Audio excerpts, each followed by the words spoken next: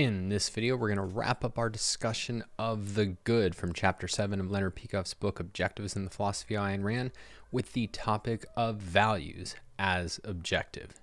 Stay tuned.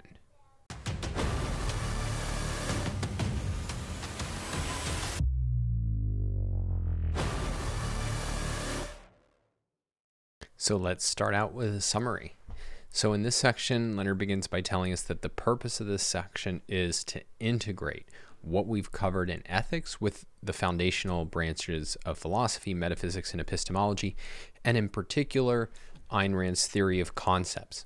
And so just as we saw that what concepts are is that concepts are reached by a chosen fact-based process of cognition, so values are reached by a chosen fact-based process of evaluation. And so this is how he summarizes the point. The good designates facts, the requirements of survival, as identified conceptually and then evaluated by human consciousness in accordance with a rational standard of value, life. And so, as with any other objective product, you have two elements to it. You have existence and consciousness. And with existence, it's that there's factual requirements of survival. There's factual requirements of what human beings need in order to live. And what consciousness contributes is the choice to live. It contributes the goal that then we are going to take into context the metaphysically given facts about the requirements of human survival. And one way to think about this or hold this, though I don't think Leonard uses this quote, but I think it's helpful here, is there's a quote in Galt's speech from Ayn Rand: "My morality, the morality of reason, is contained in a single axiom, existence exists, and in a single choice, to live. The rest proceeds from these." And so Leonard goes on then to contrast the objectivist view with the subjective and the intrinsicist view of values. So if you'll remember, we had a contrast when we were talking about concepts, about knowledge, with intrinsic and with subjective. And here, part of the integration is saying the view of values that objectivism holds distinguish against these two errors. And so we get on the intrinsic side, it's the idea that there's duties, that there's things we have to go after regardless of human choice, that are good regardless of our choice, regardless of our thinking. And in some cases, you have theories of the good that are good in and of themselves without any relation to human beings at all. Then he contrasts that with the subjectivist school. And there's the social subjectivist school, which he points out, that too hands down a bunch of duties, but they're duties imposed by the whims of society rather than the whims of God. And then there's the personal subjectivist, which just says, no, it's my own whims that determine the good. But that what all three reject, or what all three in the end have in common, is that it's some person's whims, some person determining the good without reference to facts, and that what objectivism holds is a fact-based view of values that reflects human choice. And so one way to think about it is that objectivism rejects both duty and emotionalism in favor of causality. And the perspective here is that you must follow ethics if you want to live. So that it's a goal, and then in order to achieve that goal, you have moral guidance. So there's no musts, there are musts if. If you choose to live, morality will give you guidance in order to do that.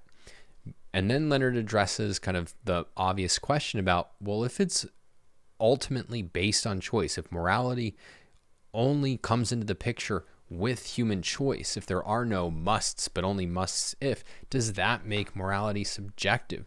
Is the choice to live arbitrary, and does that undermine the objectivity of ethics? And Leonard argues that no, it's not arbitrary, it's primary. And the grounds for it are all of reality. It doesn't have deliberative grounds in the way that, well, why should you wear running shoes instead of high heels where you're running? And you can say, well, it has this positives and this negatives, and compare the positives and negatives of different options. But it's all of reality are the grounds for choosing to live. And the alternative is not something that has competing grounds for it that one has to compare it against. It's just a zero. It's nothing.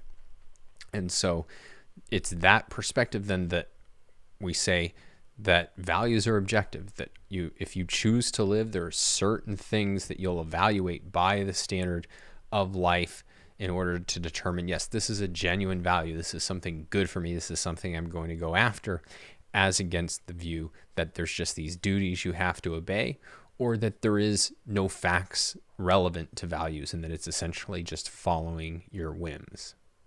So I want to spend some time really getting clarity on this idea of a choice to live, because I think it's certainly been a hotly debated issue in objectivism, and it can be difficult to understand.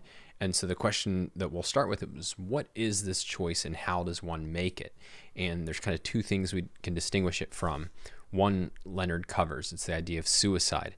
And if you want to think about it this way, we've said that what it means to live is that you're forming a hierarchy or an integration or constellation of specific values that are going to make up your life, values that fit together and don't pull you in different directions, don't undermine your ability to go on living, but that work together to sustain your life.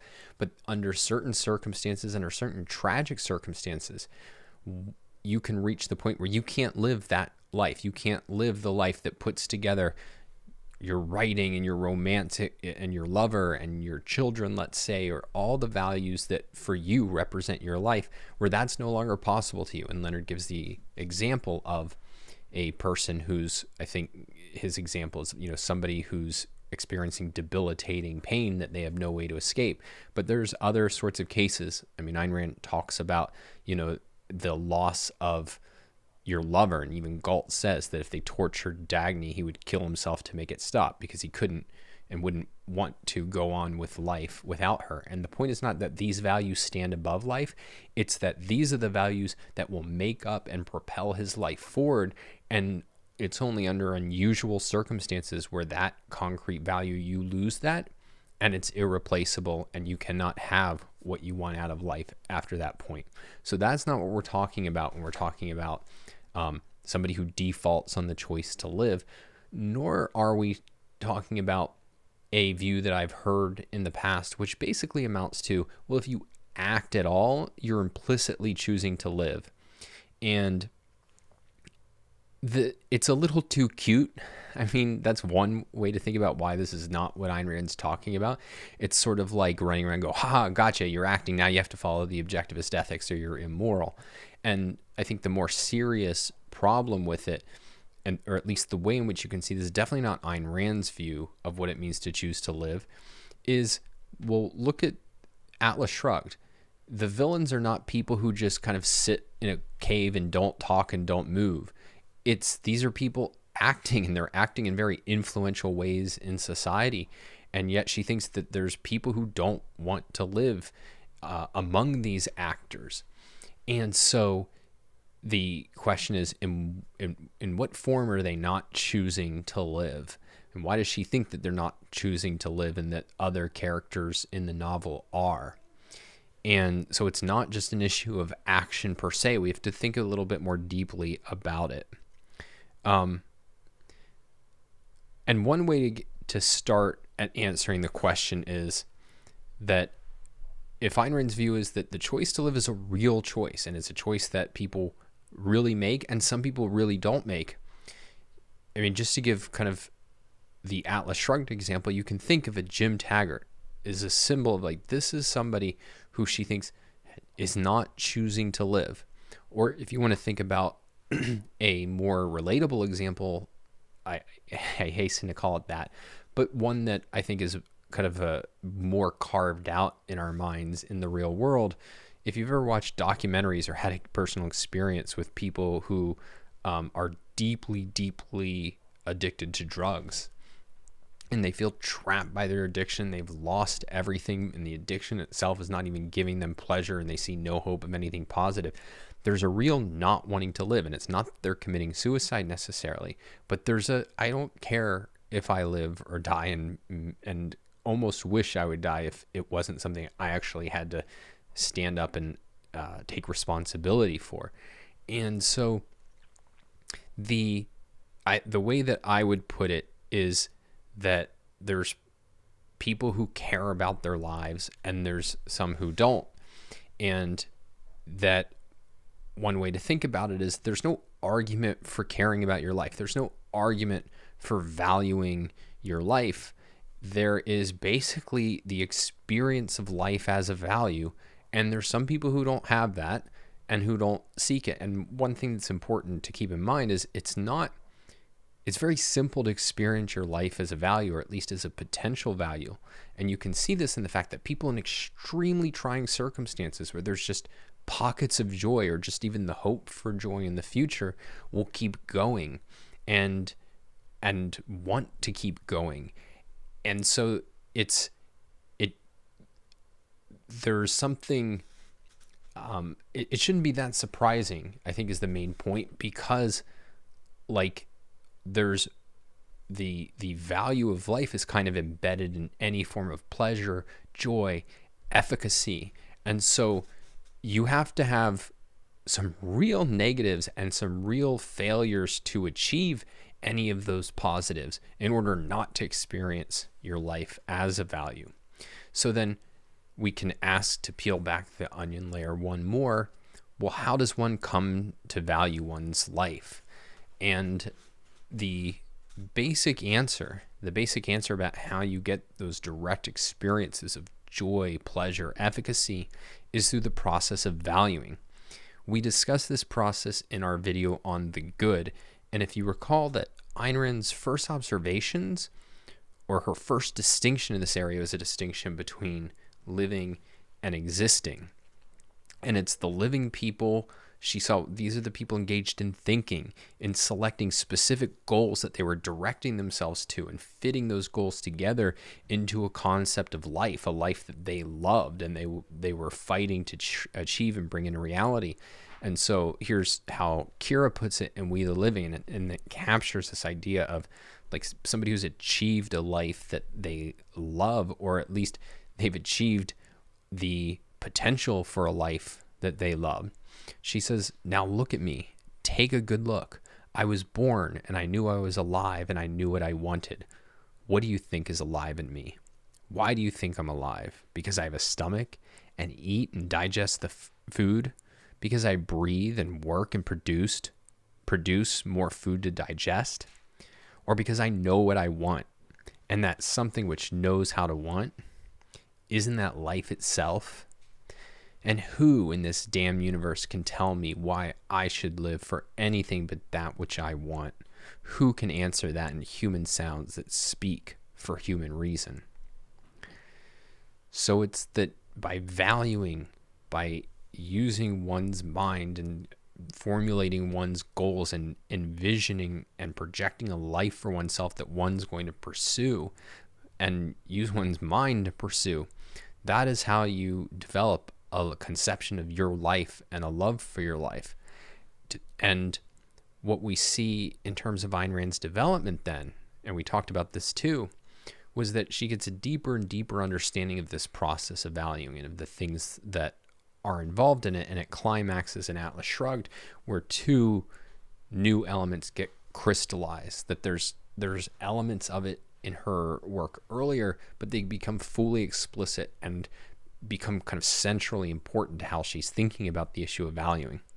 So one element is this issue of the alternative being not living versus existing, but ultimately biological life versus biological death. That valuing is moving in a more and more pro-life position, and then the failure to value, the refusal to value, is moving you closer and closer to literal biological death. And the other insight that she gets, or the other conclusion that she reaches that's most important and most relevant here, is that the root of valuing, the fundamental thing that we have control over that shapes whether we're engaged in this process of valuing or not, is free will. It's our basic choice to focus or not. And here's how she formulates it in the Objectivist Ethics. Psychologically, the choice to think or not is the choice to focus or not. Existentially, the choice to focus or not is the choice to be conscious or not. Metaphysically, the choice to be conscious or not is the choice of life or death. So in other words, the choice to think is the choice to live. And I mean, she did not use words carelessly. It wasn't like she just thought this sounded poetic and didn't realize, oh, this has implications. I've talked about a choice to live. She's saying, no, this is actually the root of the choice to live. And I really like the way that Greg Salmieri kind of spells out this point in his article, The Act of Valuing in the Blackwell Companion. So here's how Greg puts this point. The choice to think is the basic act of valuing. In engaging one's mind, one embraces the world and one brings oneself into existence as a thinking being. Reason is the faculty by which human beings discover our needs, circumstances, and abilities, including the fact that reason is our means of survival and that our lives depend on our actions, and by which we project values. A person who consistently chooses to think will form specific, life-sustaining values and integrate them into a self-sustaining life that he loves. By making this manner and functioning explicit, Galt's morality enables such a person to value his life with full and self-conscious consistency. Thus, Galt describes himself as having taught men how life is to be loved. And so now let's take a look at the opposite, right? How does one fail to make the choice to live? How does a person come not to value his own life and reject self-preservation as a goal? And the answer, I think it should be no surprise to anybody at this point, is evasion. It's the blanking out, the turning away from reality, the struggle not to know, summoning the fog. So this is continuing Greg's quote, which, again, I think this whole chapter is excellent for many reasons, but definitely fleshing out how to think about the choice to live. I think it's spectacular. But he says, since the choice to live is the basic act of valuing, a person who chooses to evade the effort of thinking, to whatever extent he evades this effort, will not value anything, not even his own life. And so recall our discussion of evil, right? It was evil people still act, but they act in a fundamentally different way than good people who value their lives. It's good people act to achieve positives, they exercise thought and effort and go after demanding goals. They have a vision of their life and of the values they want to achieve in their life and that will sustain their life, and that they direct themselves in every waking moment to bringing those into reality. And people who don't value their lives, they're anti-effort and they're acting to avoid negatives. And above all, they're acting to avoid negative emotions of fear, self-doubt, inferiority, basically emotions that come from the self-esteem that they've given up because they don't engage in the rational, thoughtful actions necessary in order to achieve the conviction that they're able to live and worthy of happiness, which is how Ayn Rand characterizes or defines self-esteem in Atlas Shrugged. And so even their seemingly positive actions from her view are really aimed at avoiding negatives. It's their pursuit of power, their pursuit of, mindless sexual conquests. It's all they're trying to fake a self-esteem that they don't have in order to avoid facing their self-contempt. And so in Rand's words, the way that she puts this is that it's motivation by fear on the part of the evaders versus motivation by love on the part of the thinkers. So this is how she says it in Galt's speech. You seek escape from pain. We seek the achievement of happiness. You exist for the sake of avoiding punishment. We exist for the sake of earning rewards. Threats will not make us function. Fear is not our incentive. It is not death we wish to avoid, but life that we wish to live. Now, Darrell Wright has pointed out, I believe in his Philosophy of Motivation course, which unfortunately is not available anymore, that evasion is motivation by fear. It's the motivation to escape negatives. And so I think a formulation from Rand's that really puts this all together, the motivation by fear, evasion, and the desire to not want to live, or the lack of a desire to live. So this is from Galt's speech as well. She says, non-thinking is an act of annihilation, a wish to negate existence, an attempt to wipe out reality. But existence exists. Reality is not to be wiped out. It will merely wipe out the wiper. By refusing to say it is, you are refusing to say I am. By suspending your judgment, you are negating your person. When a man declares, who am I to know? He is declaring, who am I to live? So just to summarize where we are so far. So we have that the choice to think is the choice to engage in the process of valuing. And as a result, you're going to form specific values that constitute your life, that give you joy, that give you pleasure, that give you a sense of efficacy and control, that allow you to experience life as an end in itself and as something worth pursuing, and that this is how you choose to live. And by making the choice to think, to embrace existence, and then direct yourself towards things that are towards your values, then it's, well, how do I really select these values in a way that will achieve my goal? And how do I go after them in a way that won't pull me in different directions? In other words, what you get is in effect a kind of, the starting point is you'll start to build pro-life values if you're really thinking about life honestly and trying to embrace existence. And what morality is going to do is help you do it more systematically. It goes to the point I keep coming back to, that what objectivity is as a method in cognition, morality is as a method in living, in value pursuit. And part of what that means is it allows us to do systematically and self-consciously what we do unself-consciously and unsystematically, or what we can do before we have an explicit system for thinking about the issue. And so it's not that people never did anything self-interested before, they never pursued happiness, they never did anything virtuous before a moralist came and defined a code of ethics. On the contrary, one of the points Galt makes in Galt's speech is, like, to the extent that you've ever experienced a moment of happiness, it's because of my morality. In other words, his moral theory is not completely unknown to people. It's that they were practicing it in many cases, in many respects throughout their life, but they were practicing it unself-consciously and without consistency. So what Galt is saying is, here, I'm making it fully explicit and saying you need to do it in a way that's fully consistent if you want to live. And if not, well, nature will take its course. And that's really what ethics is all about. And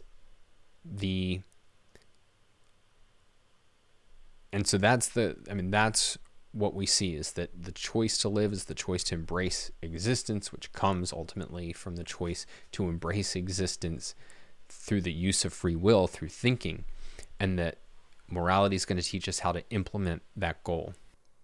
So I want to address a certain question that often gets raised at this point, which is, so does this mean you can't morally judge people who don't choose to live? And the worry is that, in effect, Ayn Rand is giving people a blank check. It's that, well, hey, you can do whatever you want, just don't choose to live. If you don't choose to live, you can do whatever and nobody can condemn you. And I think this whole perspective comes from the conventional view of morality. So, the way that Galt puts it, morality is a scarecrow chasing away your pleasures. And the idea is, man, well, we have to be rational and productive and just. And those guys over there, they get to have all the fun and do everything.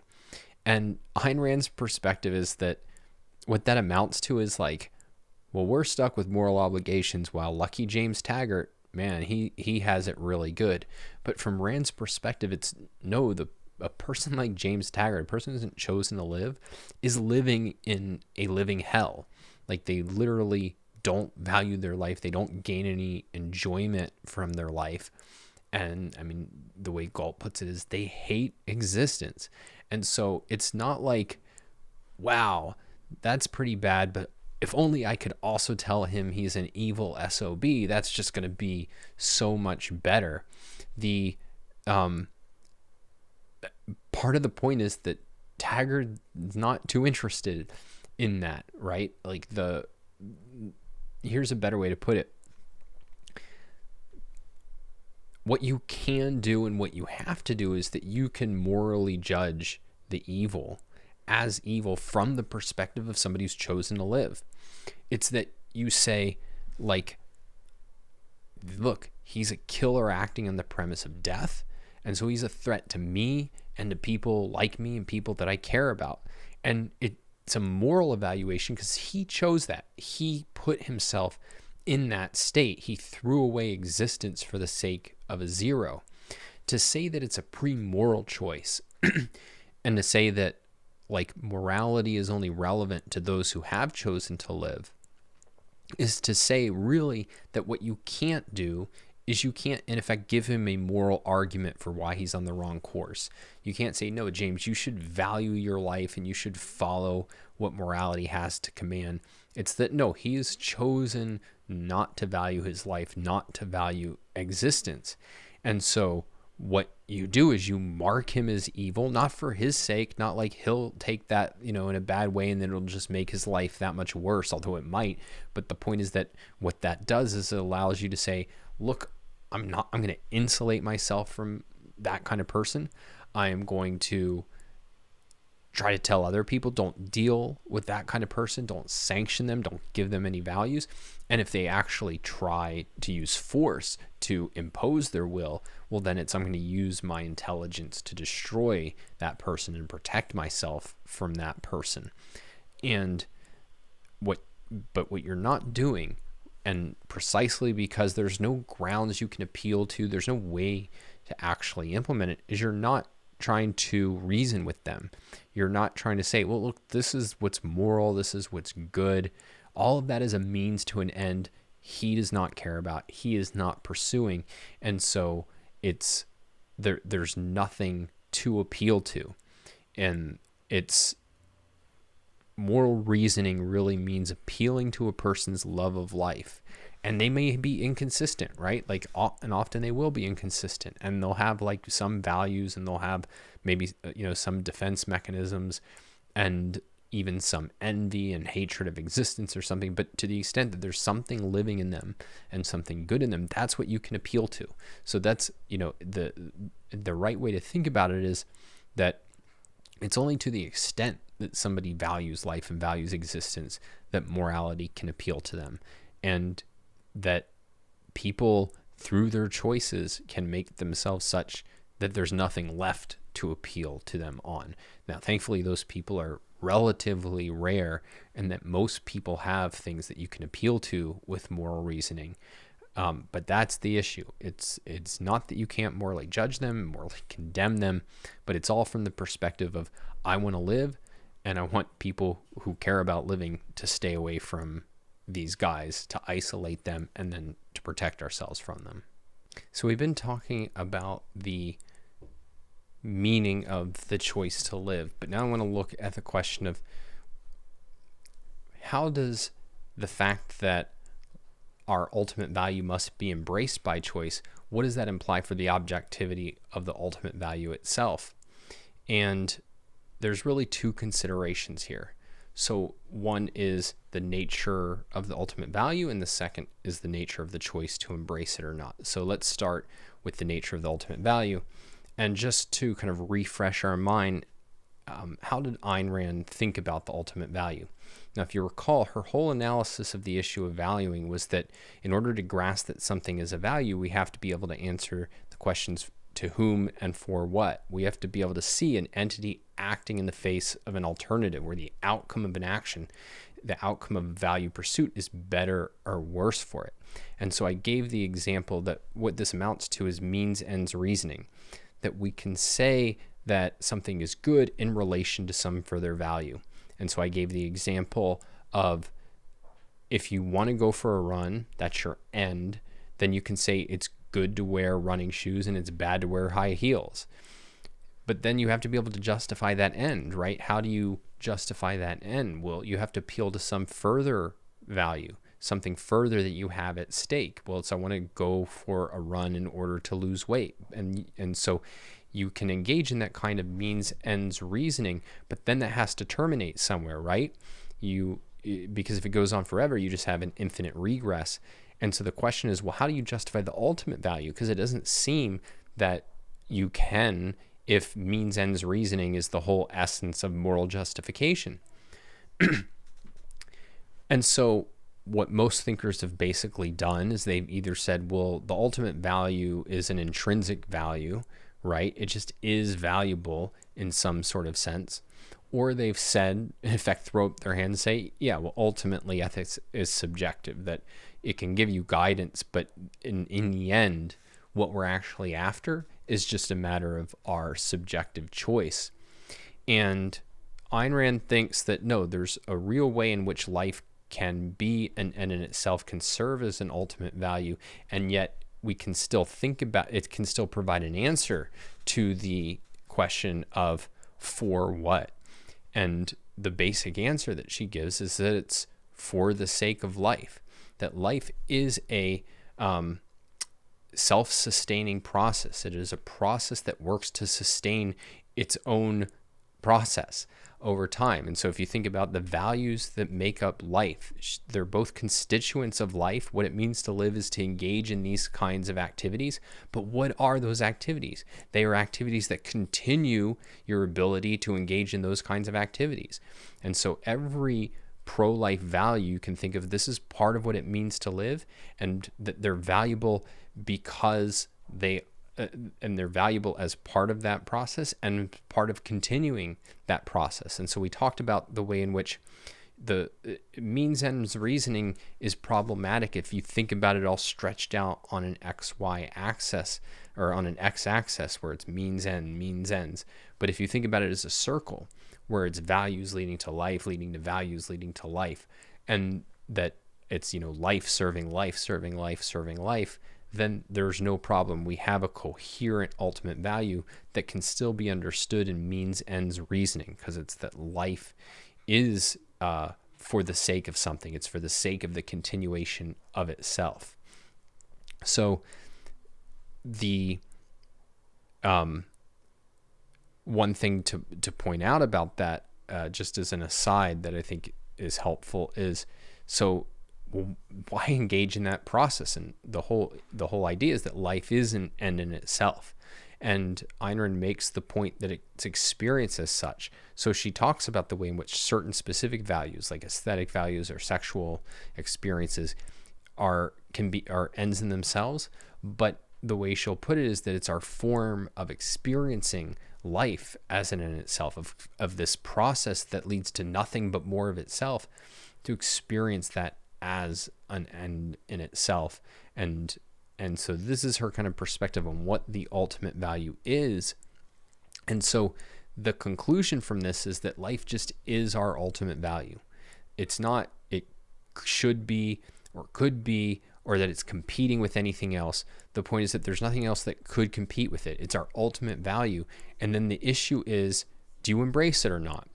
And there's nothing to force you to embrace it. There's no argument for embracing it. It's just, do you embrace it or not? But what you can say is that there's nothing competing with it. So it's the choice is not life or some other potential ultimate value. It's life or nothing. It's a 1 and a 0. And so you can put it differently, which is that whether to pursue the choice is not whether to pursue life-based values or some other kind of values. It's to pursue values or not. And that's really the alternative that's open. And now, of course, people will say, well, no, I have other ultimate values than life. And the objectivist view is, well, no, you don't. So take something like, well, my ultimate value is fulfilling God's will or God's plan. And the point is that there's no reality to that. That's not, that God doesn't exist, and that's just a fantasy. So that's not an ultimate value. It's a fantasy. But you can also take more secular kinds of things, whether it's serving others or power, and they can say it's an ultimate value. They can call it an end in itself, but it doesn't make it so just because they say it. They face the same justification problem objectivism faces, but they can't answer it. Value does presuppose acting in the face of an alternative, of having something at stake in your action. And so you can say, yeah, that serving others or gaining power, these things require a certain course of action, but there's no alternative. So there's not really, there's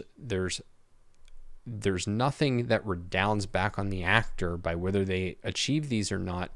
And so they can't actually function as an ultimate value. There's no valuable for what? There's no answer to why I care about this. What do I have invested in this? What's at stake in this for me? Those other values don't have an answer, whereas life does. And so we have an ultimate value, life, and we can embrace it by choice. And we can also not embrace it, but there's nothing else to embrace. And so notice that this is exactly the same point that we were making when we were discussing free will. And there was a real question of, is the choice to think or not? The choice to think, was that arbitrary? And we said that no, because there are grounds for it, but they're not deliberative grounds. So deliberative grounds we talked about were like choosing between chicken and steak. And you can think, well, there's certain good things about chicken and there's certain good things about steak. And so like I have to kind of reason through it. And we said that no, there's no deliberation occurs, but there are grounds. I'm choosing a 1 and not a 0. I'm embracing existence versus nothing.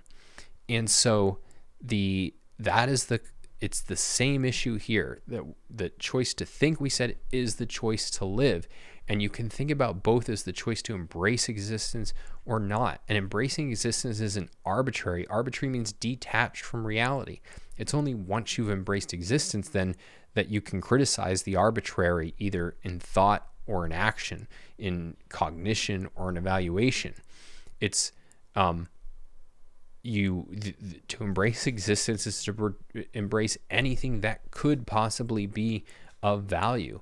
And so the idea that the choice somehow undermines the objectivity of the ultimate value, it doesn't, precisely because there's only one possible ultimate value, and to embrace it, there are no deliberative grounds, but there are grounds, which is existence, reality, something rather than nothing.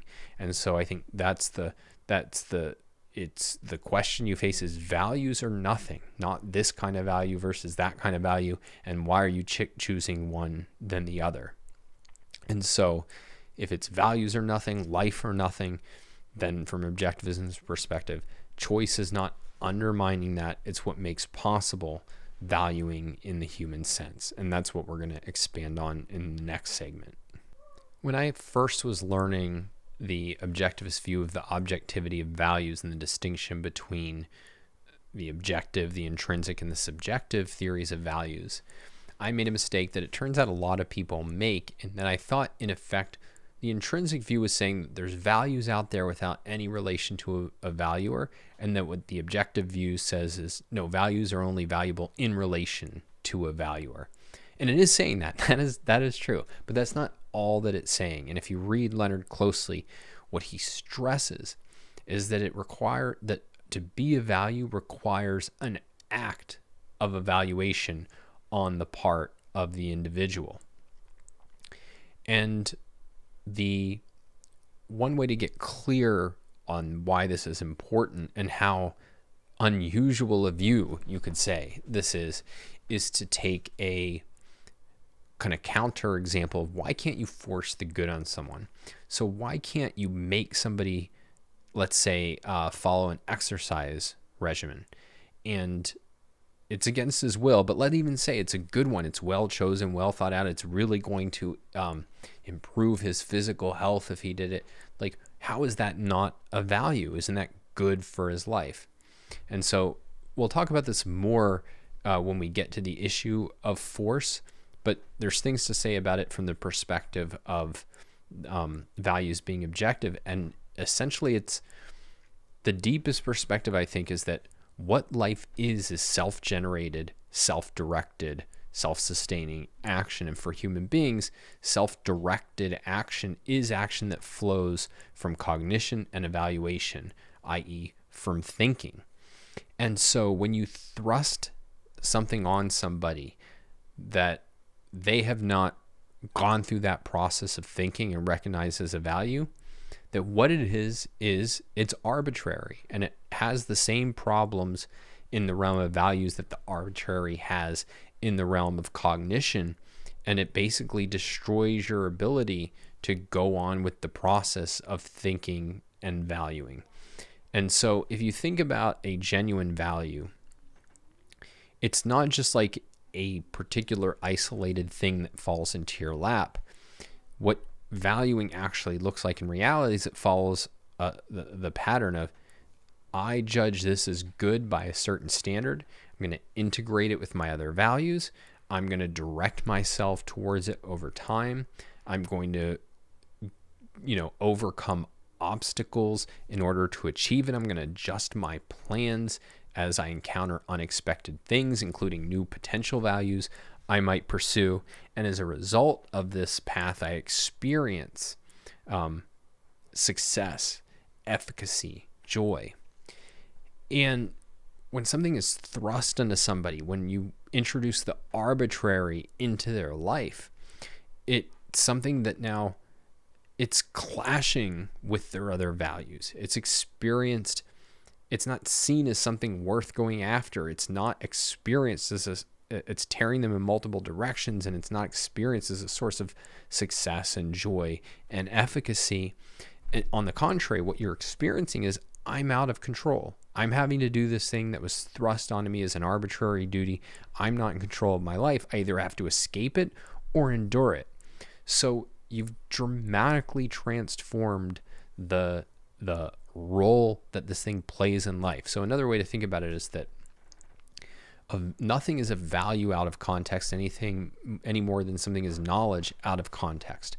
And the context can only be achieved, its integrated role of value can only be, the integrated role of something in your life as a value can only be achieved if you go through the process of evaluation, of seeing that it's good and directing yourself towards it in this kind of way that we've been describing.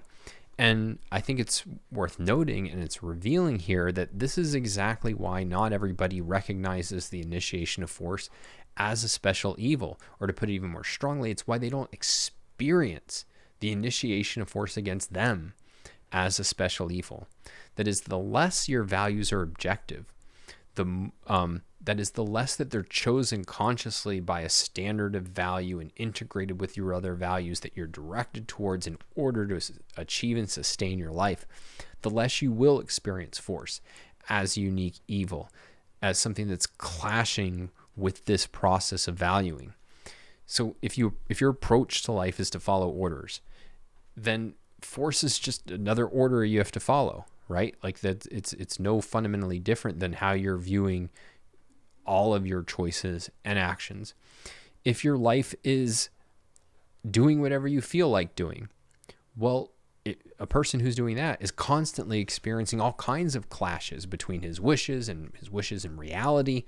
And so this is just one more clashing element introduced. So it's, my whims are clashing with the fact that I want something that I can't actually achieve, and now my whims are clashing with the fact that this guy is telling me to do something I don't want to do. There's no special difference. There's no fundamental difference to a person who's functioning that way.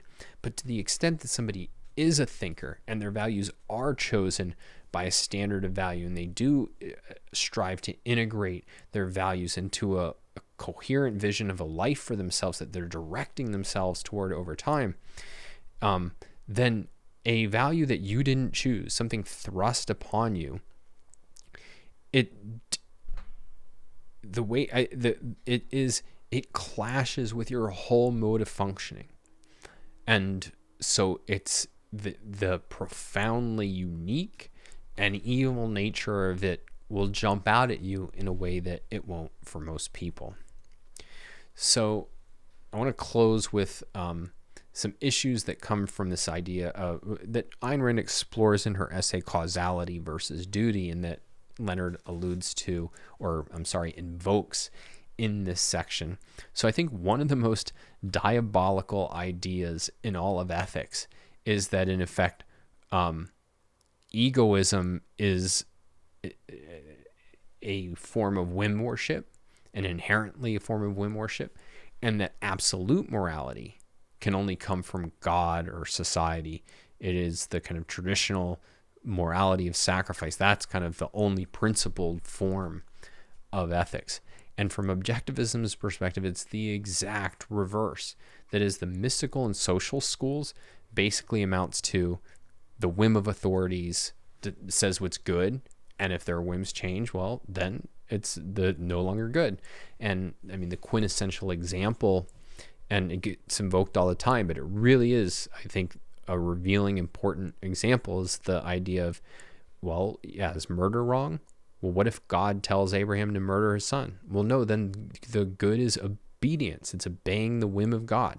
And that is actually what's good. And that if you really take seriously the idea of moral absolutes, the only source of moral absolutes is causality, a causal view of ethics. And that's actually what objectivism advocates.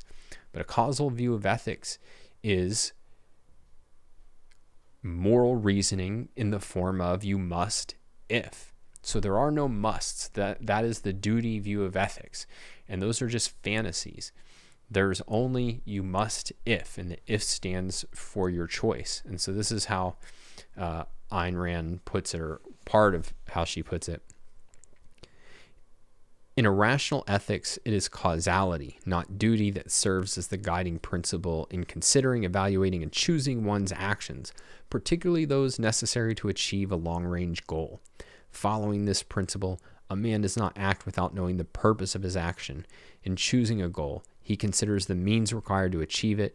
He weighs the value of the goal against the difficulties in the means and against the full hierarchical context of all his other values and goals. He does not demand the impossible for himself, and he does not decide too easily which things are impossible. He never drops the context of the knowledge available to him and never evades reality, realizing fully that his goal will not be granted to him by any power other than his own action. And should he evade, it is not some Kantian authority that he would be cheating, but himself.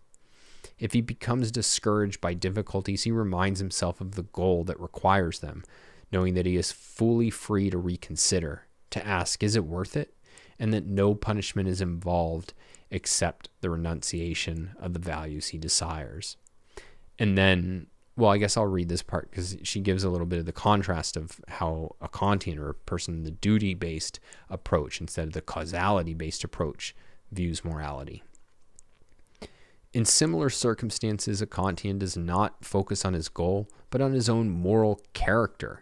His automatic reaction is guilt and fear of failing his duty, fear of some weakness which duty forbids, fear of proving himself morally unworthy. The value of his goal vanishes from his mind, drowned in a flood of self-doubt. He might drive him on in this cheerless fashion for a while, but not for long. A Kantian seldom carries out or undertakes important goals. They are a threat to his self-esteem. And so what comes through in this essay are really two perspectives that you have to keep together. So Ayn Rand talks about one of her favorite sayings, which is this Spanish proverb, God said, take what you want and pay for it. And from the objectivist view, morality really is about what you want. And if you don't follow moral principles, there's really nothing, there's no other price that you pay. There's no higher price that you pay other than not getting what you want. There's not some God saying, ha, you suck. It's just, you're not going to get what you want. But it's more than that, because morality also helps guide you in figuring out what to want, what goals are actually achievable and what goals are actually worth achieving, and how, and can you, what you want, and how would you, what kind of actions will actually get you what you want. Morality is helping you form your wants, properly speaking. And to put it in negative terms, we could say that there's a temptation, I think, sometimes between towards intrinsicism and a temptation towards subjectivism. So the kind of subjectivist temptation would say, well, take what you want and pay for it. Oh, well, I'll just, want whatever I want. I'm going to go after, and I'm willing to accept the consequences, I guess. But no, it's knowing how to want is a real sort of achievement. So this is how Ayn Rand says, but to know what she says in the essay, but to know one's desires, their meaning and their cost requires the highest human virtue, rationality. So it's choosing. Part of the objectivist perspective is you need to choose your wants rationally. You need to choose your wants by reason. Otherwise, they won't be achievable, and you will not actually be able to get what you want. So it's not just sitting around and emoting. Well, what do I feel like today? I guess that's what I'm going to go after. It's using reason and consulting morality and to formulate wants that are achievable and worth achieving. But then the intrinsicist temptation is to treat morality as dictating certain ends that you just have to pursue. It's, I guess I got to get a job. I guess I got to find somebody, who's heroic so I can sleep with them. And I got to think, I guess. No, and that's not right either. It's not this list of duties that you have to do. It's you're really selecting what you personally want. And what morality is doing is helping you formulate things that you really do want and that you really can achieve, and that building your life towards it. And so in that sense, it's not exactly right to think about it as a tightrope between, well, I'm about to fall into intrinsicism or I'm about to fall into objectivism. It's that you're engaged in a kind of mental process in selecting and pursuing your values that is an objective process. It's you're choosing your values by a rational standard. You're choosing what you want by reason and then going after it by reason. And so it's what objectivism is really saying is, that, God said, take what you want and pay for it. But as Ayn Rand said, that requires rationality in selecting your wants and in figuring out how to achieve them. That's it for this video. We have now wrapped up our discussion of the good. Of course, there's much more to say about the good more generally, and in particular, in the next chapter, we're going to turn to a discussion of virtue, and specifically the derivative virtues. And this is the longest chapter in the book, and certainly filled with some of the most in-depth practical guidance on how to live. And for a lot of people, it's one of their favorites. So looking forward to that. In the meantime, be sure to subscribe to the YouTube channel, like this video, and the best way to stay in contact, go to donswriting.com and sign up for my newsletter. And I will talk to you then.